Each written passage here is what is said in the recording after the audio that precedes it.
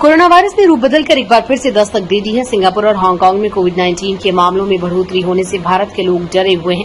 Corona का नाम सुनते ही हर किसी के जहन में फिर से साल 2020-21 की वो खौफनाक यादें ताजा होती हैं जिनको सोचने मात्र से ही रूह कांप जाए।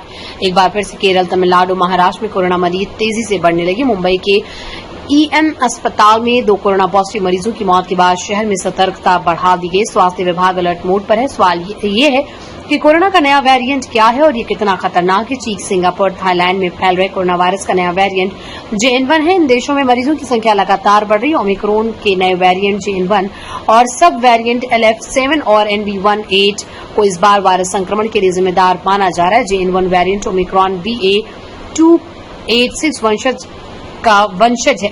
जॉन्स हॉपकिंस मेडिसिन के मुताबिक इस वेरिएंट की खोज पहली बार अगस्त 2023 में इसमें करीब 30 म्यूटेशन है जो पहले प्रतीक्षा प्रणाली से बचने में मदद करती हैं।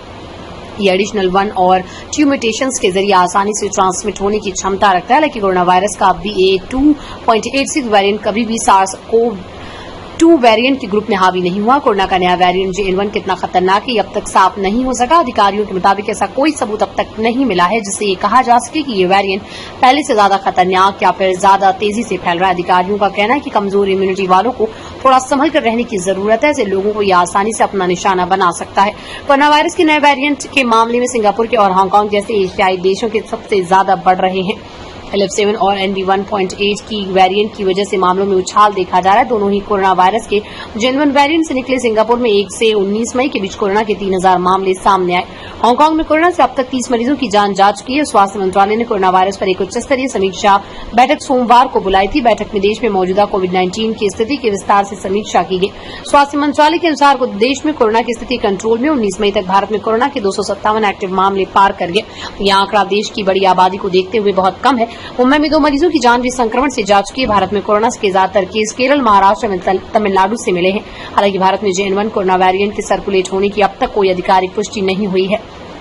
PGI ने एक आधिकारिक सूत्र के हवाले से कहा, देश में पाए गए कोरोना के मामलों में लगभग सभी मामले हल्के हैं। इसे अस्पताल में भर्ती होने की भी जरूरत है।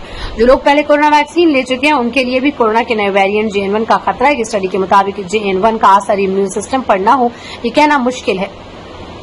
भीड़ में मास्क पहने, खांसी सर्दी होने पर तुरंत अस्पताल पहुंचे। बार बार अपने हाथ साबुन या हैंड वॉश से धोते रहें। खांसी या छींकाने पर मुंह और नाक को टिश्यू पेपर या रुमाल से ढकें। जिस टिश्यू पेपर को इस्तेमाल किया जा रहा है उसे खुले में ना फेंकें। कुछ भी छूने से पहले और बाद में हैंड सैनिटाइजर का इस्तेमाल करें। कोरोना वायरस आम से खास लोगों तक भी पहुंच गया है।